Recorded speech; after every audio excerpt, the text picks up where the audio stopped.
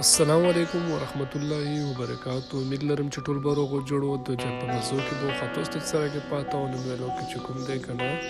د چا ایونت ته نه وته تاسو پاته ولګي په ویلو کې ویلو پورا وګوره اخري پیر وګوره کچا آی ډی نه فالو کړی نو سره آی ډی فالو کو کچا لایک نه کړی لایک کړو نو دا چې کوم دی کنه سپورت کمپلیکس دی سپورت کمپلیکس لاره غلیو ایونت خو ماشاءالله یو خوندور ایونت دی نو موږ ته بس په انتظار ودرې ایونت دا چې کوم دی کنه سپورت کمپلیکس دی فوټبال ګراوند دی ونن داسې چا ایونت دی چې مطلب تاسو خپې جوړو بالکل د تاریخ محتاج نه دی مستر جعفر افریدي نن چې کوم دی د ایونت مو د سپیشل روغلی ایونت روغلی کم از کم دی خو نشته موږ چې کوم دی روغلی مطلب د خالق نشنا روغلی خو ان شاء الله تعالی 3 بجې خپل خالق چې کوم دی کنه ډیر رو درومي نو بس ورته په انتظار ان شاء الله تعالی به کار ویډیو به وروسته کې چې کله جعفر افریدي راشي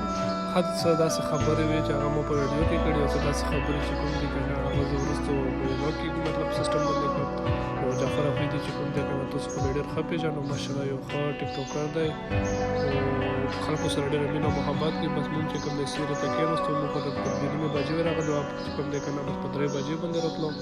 نو بس الله زه چې کوم دی خلکو نظر راکړه خو خلک هم ماشاءالله ډېر زیات خلک راغلي موږ ډېر انتظار وکړو چې کوم دی کنه په جعفر افریدي په انتظار دی د خلک ورته څه کتی شو ماشاءالله ډېر زیات خلک راغلي او بس په انتظار باندې چې کوم دی ورته وچکه کړ شو وګورو انشاءالله تعالی چې جعفر به درومي و کنه مخکې خو هم جعفر ته چې کوم ایونټ شوی و مطلب په سټریټ کې عام خراب شوی و خو الله وکړي چې دا ایونټ خراب نه شي خپل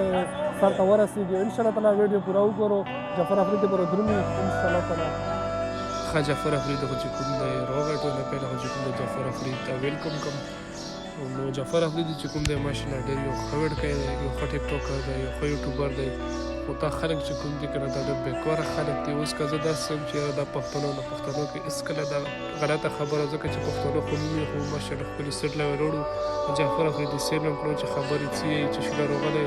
ایونټ یې دغو خلکو پر جوړ کړی و خو دغو خلکو چې کوم د ایونټ نه ډېر زیات غلط مقصد واغوستو جعفر افریدي له بوتلې مې لړه کړلې څپلۍ مې لړه کړلې هر رنګ غلط کورم چې کوم دی کړو خو هغه بیا هم زړه نیولی و چې زه دا دغو خلکو له راغلی یم چې کوم دی کنه باید دغو خلکو خدمت کوم خلکو له چې کوم دی ګفټونه یې ورکړه خلکو له انعامات یې ورکړه او دا خلک چې کوم دی بیخي نه پوهېږي نو بعد جعفر افریدي ته زه ولاړم مشورې خو ورته ډېرې وکړې خو بس لیفټ یې رانه کړو ځکه چې خلک ډېر زیات وو نو جعفر افریدي ډېر یو زبردست انسان دی بل دی افریدی هم دی دغو خلکو پر دومره محنت کوي دغو خلکو پر دومره قرباني ورکوي او دا خلک چې کوم دی بیا هم داسې کارونه کوي نو دا ایونټ په اخري کې چې کوم دی ګډ وډ شو دغو خلکو د لاسه چې مطلب چا ویرونه کړو یو قسم چا خبرې ته غوږ هم نه نیوه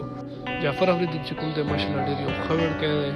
او ته وګوره که ته سره خلک وګوره خلک ډېر زیات راغلي دغو خلکو نه راغلی خلکو نه انعامات یې ورکړل خو دا خلک د انعاماتو د یو رنګې شي نه نو انشاءالله تعالی میلویږو بل ویلو کې د لوی الله په امان